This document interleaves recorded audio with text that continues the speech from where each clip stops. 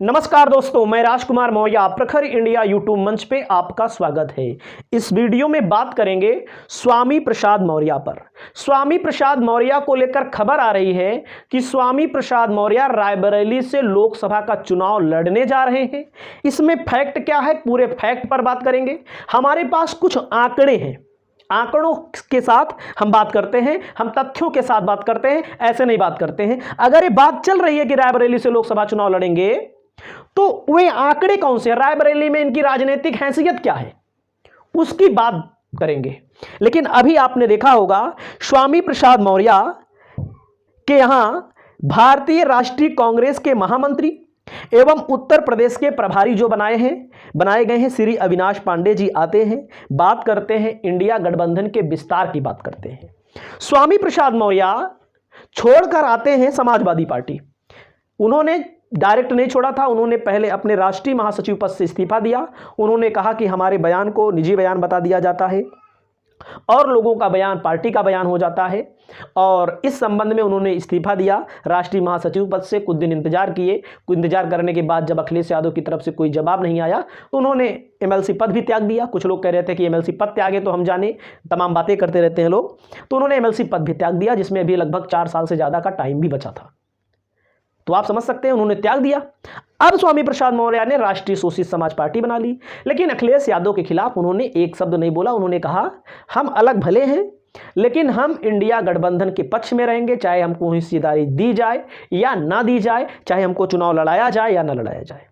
लेकिन जब अविनाश पांडे इनके दरवाजे पर मिलने खुद आए हैं तो इसका मतलब है दिल्ली की तरफ से इनको भेजा गया है। सोनिया गांधी, राहुल गांधी, प्रियंका गांधी की तरफ से इनको भेजा गया है अविनाश पांडे को कि जाइए आप स्वामी प्रसाद मौर्य से बात करिए। तो कुछ लोग ये सोचते हैं, मैं आंकड़ों पर भी बात कर रहा हूं, रुक जाइए। कुछ लोग ये सोचते हैं स्वामी प्रसाद मौर्य की क्या राजनीतिक हैसियत, विधायकी का चुनाव हार गए, वो बात अलग है। चुनाव तो बहन कुमारी मायावती हार गई। मान लीजिए उत्तर प्रदेश में 2014 में एक भी सांसद नहीं थे। उत्तर प्रदेश की विधानसभा में एक विधायक है जिनके पास 15% वोट, दलितों की बड़ी नेता, 4 बार मुख्यमंत्री रही। इसके अलावा यहां तक कि बड़े बड़े नेता चुनाव हारे हैं। छोटे मोटे नेताओं की बात छोड़ दीजिए, उत्तर प्रदेश के उप मुख्यमंत्री केशव प्रसाद मौर्य भी चुनाव हारे हैं। पल्लवी पटेल की माता जी कृष्णा पटेल कई बार चुनाव हारी हैं। तो राजनीति में चुनाव हार और जीत चलती रहती है। लेकिन स्वामी प्रसाद मौर्य की बातों को सुनने वाले करोड़ों की संख्या में लोग हैं। अब भाई आप उनकी विचारधारा से नहीं बिलोंग करते तो हो सकता है आपको लगता हो ये आदमी बकवास है, ये आदमी कैसा भी है। ऐसा नहीं मैं मानता, क्योंकि हमारे संपर्क के अलावा हम देखते हैं स्वामी प्रसाद मौर्य की अपनी खुद की फैन फॉलोइंग है। आप अगर उनके घर पे जाइए तो हजारों की संख्या में रोज भीड़ रहती है। अभी भी कुछ नहीं है, मान लीजिए एमएलसी नहीं है, भी विधायक नहीं है, सांसद नहीं है, राष्ट्रीय महासचिव नहीं है, सपा पार्टी में नहीं है, लेकिन स्वामी प्रसाद मौर्य के यहां हजारों की भीड़ रोज आती है उनसे मिलने के लिए। पूरे उत्तर प्रदेश ही नहीं, पूरे देश से लोग आते हैं मिलने के लिए, क्योंकि उन्होंने सरकार में रहते हुए तमाम लोगों के, तमाम समाज के लोगों के, गैर समाज लोगों के काम करवाए हैं। और हर जिले में उनका व्यक्ति एक तैनात है, एक व्यक्ति नहीं, उन्होंने एक नेता तैनात किया है। वो चाहे उनका गृह जनपद प्रतापगढ़ होना हो, उनका जनपद चाहे आप रायबरेली सोच लीजिए, चाहे अमेठी सोच लीजिए, चाहे प्रयागराज सोच लीजिए, चाहे जहां। लेकिन देखो सबके बारे में सबको जानकारी नहीं रहती है। तो मामला जो चल रहा है कि रायबरेली से लोकसभा चुनाव लड़ सकते हैं, इसके पीछे फैक्ट क्या है। देखिए, चुनाव लड़ते हैं कि नहीं लड़ते इसके बारे में कांग्रेस पार्टी जाने, स्वामी प्रसाद मौर्य जाने। लेकिन स्वामी प्रसाद मौर्य की यहां अपनी अच्छी खासी पैठ है। क्यों पैठ है? पहले के जमाने में, पहले कुछ दिनों पहले यहां पर रहती थी, कुछ सालों पहले डलमऊ विधानसभा। डलमऊ विधानसभा से स्वामी प्रसाद मौर्य यहां के विधायक चुने गए। कोई विधायक चुना जाए 1 बार, 2 बार, 3 बार, 4 बार, तो इसका मतलब उसकी पैठ तो है वहां पर, उसका फुटप्रिंट है वहां पर। अब आ जाइए, और इनके बेटे 2 बार चुनाव लड़े। बसपा ने बोर्ड टिकट दिया था 2012 में, आप समझ सकते हैं 2012 में बसपा ने वोट दिया था। इनके बेटे अशोक मौर्य, उत्कृष्ट मौर्य, जो चुनाव हारे थे केवल 2500 वोटों से लगभग, और भाजपा में गए। भाजपा ने भी टिकट दिया इनको 2017 में। 2012 में बसपा से लड़े थे इनके बेटे, 2500 वोटों से चुनाव हारे, मनोज पांडे से ऊंचा हार से। अब आप समझ सकते हैं जिन मनोज पांडे के कारण सपा कहा जाता है कि छोड़े। और 2017 में जब भाजपा ने टिकट दिया तब भी चुनाव हारे, लेकिन 1500 वोट से। इसका मतलब 2500 वोट, 1500 वोट, इसका मतलब कहीं ना कहीं जनाधार तो है। इससे कोई इनकार नहीं कर सकता। चुनाव जीत जाए हार जाए 1000-1500 वोट बहुत बड़ा वोट बैंक नहीं होता। 2022 में भी चुनाव हुआ, लेकिन 2022 में सपा में थे तो सपा ने इनके बेटे को टिकट नहीं दिया और वहां से मनोज पांडे को ही टिकट दिया गया। आपने देखा होगा, यहां से भाजपा ने लड़ाया अमरपाल मौर्य को। यहां मौर्य आबादी बहुत ज्यादा है। लगभग अमरपाल मौर्य जो चुनाव हारे हैं 6,000 7,000 वोटों से हारे होंगे। रुक जाइएगा, मैं आंकड़ा सब लेकर रखा हूं, मैं आपको दिखा भी रहा हूं, एक एक सिलसिलेवार मैं दिखा रहा हूं। रुक जाइए पहले एक सेकंड। चुनाव हारे हैं 6,621 वोट से अमरपाल मौर्य। भाजपा यहां चुनाव हारी है, सपा जीती है। तो यहां पर मौर्य की आबादी बहुत ज्यादा है, बहुत ज्यादा मौर्य है। पूरे लोकसभा में भी मौर्य हैं, मौर्य हैं, यादव हैं, दलित हैं, ब्राह्मण हैं। ब्राह्मण तो भाई इस समय भाजपा के बेस वोटर हैं, ठाकुर भाजपा के बेस वोटर हैं, बनिया भाजपा के बेस वोटर हैं, उनकी बात हम नहीं कर रहे हैं यहां पर। इसी मौर्य के वोट को लेकर के मैं आपको आंकड़ा दिखा रहा हूं एक एक विधानसभा का। जो लोग कहते हैं कि रायबरेली हार जाएगी कांग्रेस 2024 में, मीडिया पे देखते होंगे ना, दिल्ली में बैठे हैं कुछ लोग, यूट्यूब पर भी वैसे भी कहते हैं हार जाएगी। कुछ नहीं है कांग्रेस का, बहुत कुछ है, मैं आपको दिखा रहा हूं। अभी कांग्रेस का क्या है, सपा के साथ गठबंधन में है, सपा वैसे समर्थन भी देती है, तो क्या है आपको अभी पता लग जाएगा कौन जीतेगा कौन हारेगा। इसी मौर्य वोट बैंक को लेकर के स्वामी प्रसाद मौर्य के भतीजे प्रमोद कुमार मौर्य हमारी व्यक्तिगत जान पहचान है। कभी जाते हैं उनके यहाँ, कभी मिलते हैं, तो चाय पानी बातचीत होती है। वो भाजपा में भले हैं, पहले सपा में ही थे, सपा के पहले बसपा में ही थे। तो मैं आपको बता रहा हूं उसी चीज को लेकर के टिकट मांग रहे हैं भाजपा की तरफ से, मौर्य बैकवर्ड को लेकर के, क्योंकि मौर्य की संख्या वहां ज्यादा है। ठाकुर पंडित बनिया वोट दे देंगे तो उनका रागे है। टिकट मिलेगा कि नहीं मिलेगा इसके बारे में हमें जानकारी नहीं है। तो उन्होंने हमसे कहा कि अगर वहां पर जो भाजपा कहती है सर्वे से अगर टिकट देगी, सर्वे जो कराती है कहती है, उन्होंने कहा व्यक्तिगत तौर पर सर्वे से टिकट देगी तो टिकट हमको मिलेगा, क्योंकि बैकवर्ड में केवल हम ही टिकट मांग रहे हैं और कोई टिकट मांग नहीं रहा है वहां पर। और जो टिकट मांग रहे हैं ठाकुर ब्राह्मण मांग रहे हैं। अगर अन्य किसी को मिल जाता है जिसका मतलब भाजपा में व्यक्तिगत तौर पर टिकट दिया जाता, उन्होंने साफ साफ कहा। और आपने देखा भी होगा, एक वीडियो भी वायरल हुआ था राजस्थान का, उन्होंने भी कहा कि एक व्यक्ति टिकट देता है। इसके बारे में बाद में मुहर लगेगी कि नहीं लगेगी इसके बारे में हम नहीं कह सकते। तो मैं आपको आंकड़ा दिखाता हूं, आंकड़ा आप समझिए। इसी आंकड़े को देख करके कांग्रेस यहां पर स्वामी प्रसाद मौर्य को अपने पाले में लाने की कोशिश, वैसे पाले में है ही। तो सबसे पहले हम बात करेंगे कौन सी विधानसभा आपको पता है। 2022 का रिजल्ट आप देखिएगा, थोड़ा आपके सामने है आंकड़ा। मनोज पांडे लड़ते हैं सपा से, पांडे लड़ते हैं सपा से, अमरपाल मौर्य लड़ते हैं भाजपा से, अंजलि मौर्य लड़ती हैं बीजेपी से। अब आप समझिएगा यहां पर पंडित वोट मेरे ख्याल से भाई इनके व्यक्तिगत पर तो लोग दिए होंगे, बाकी 3-2 बार विधायक हैं, बहुत सारे लोग नहीं भी दिए होंगे, क्योंकि भाजपा पंडित जो वोटर है वास्तव में वो भाजपा को देखना चाहता है, वो मोदी और योगी को देखना चाहता है।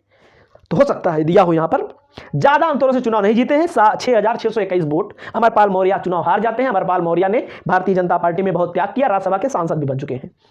अब यहां पर 2 मौर्य लड़ने के कारण सपा यहां चुनाव जीत जाती है। केवल किस कारण से कि 2 मौर्य चुनाव लड़ गए। इसका मतलब सपा का यहां बेस वोट बैंक अपने आप में है, मौर्य की आबादी यहां पर है। अगर कोई मौर्य चुनाव लड़ेगा या कोई मौर्य समर्थन करेगा, इसी सीट पर स्वामी प्रसाद मौर्य के बेटे 2 बार चुनाव लड़े, 2500 और 1500 लगभग वोटों से हार गए हैं। यहां पर स्वामी प्रसाद मौर्य का पूरा फुटप्रिंट है।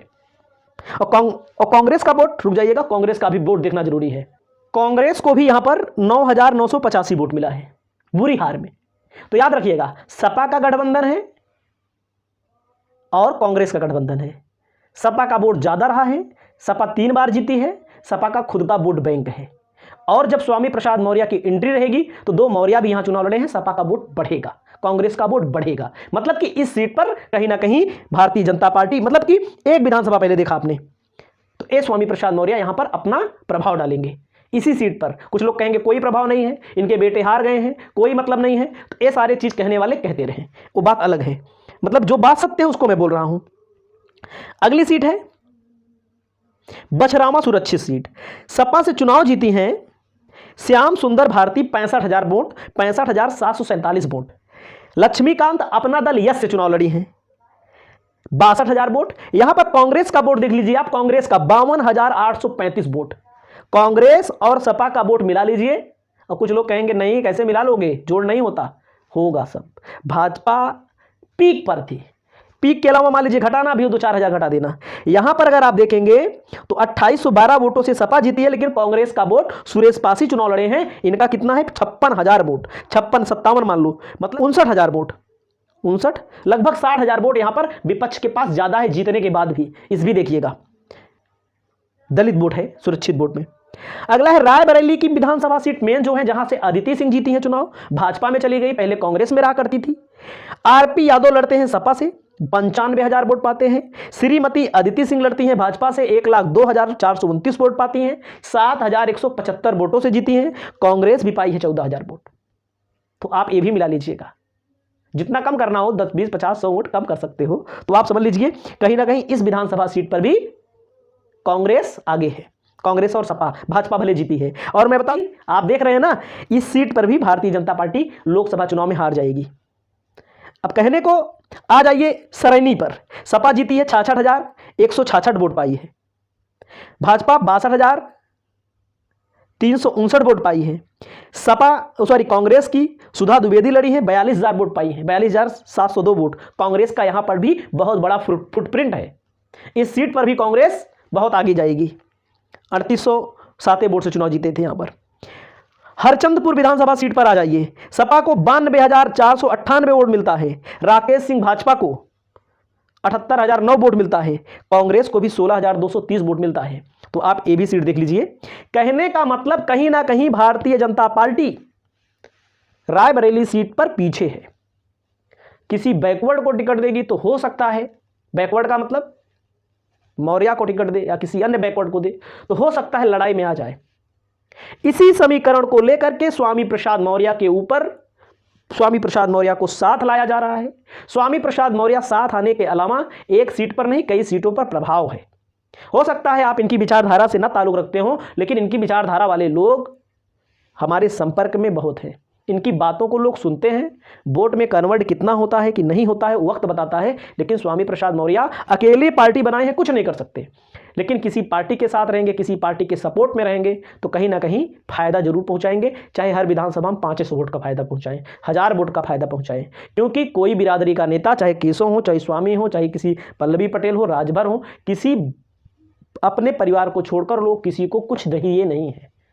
लेकिन कहीं ना कहीं स्वामी प्रसाद मौर्य की मैं बात करूं, देखो सांसद भले उनकी बेटी बनी हो भाजपा से या उनके बेटे को टिकट मिला हो, समाज में हर जगहों पर कुछ ना कुछ उनका फुटप्रिंट है। जब भी हमने देखा था भाजपा में जब आते थे, भाजपा कार्यालय पे नहीं जाते थे स्वामी प्रसाद मौर्य। स्वामी प्रसाद मौर्य अपने लोगों के बीच में जाते हैं। सपा में थे तो सपा के भी कार्यालय में बहुत कम जाते थे, तो बहुत कम मैं बात कर रहा हूं, आते हैं ना, तो अपने लोगों के बीच में उनका फुटप्रिंट है। अगर अपनी बात रखते हैं कहीं पर तो उनकी बात लोग सुनते हैं। इसी चीज को लेकर चर्चा है। स्वामी प्रसाद मौर्य लोकसभा रायबरेली लड़ेंगे। वीडियो बहुत लंबा बन रहा है, वीडियो लंबा बन गया, इसके लिए माफी चाहते हैं, क्योंकि भाई अगर कुछ चीज आपको बताना है तो कुछ ना कुछ